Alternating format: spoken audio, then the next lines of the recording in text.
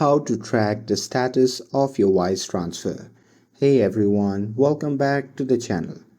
So here, if you sent money using Wise and wondering where it is, well, in today's video I'll show you exactly how to track the status of your Wise transfer in real time.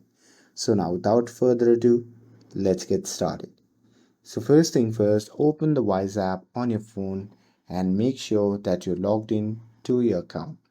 And now here, once you are on the main screen of the app, you can just tap on home or go to the activity tab to view your recent transfer. And after that, you just have to tap the transfer that you want to track, and this opens the full details and the current status. And here you will see a timeline showing each step from when Wise receives your money to when it lands in the recipient amount.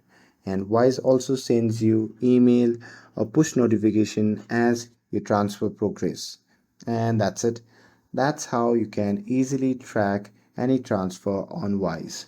With this, if you found this video helpful, then don't forget to like, share and subscribe to get updated for more videos.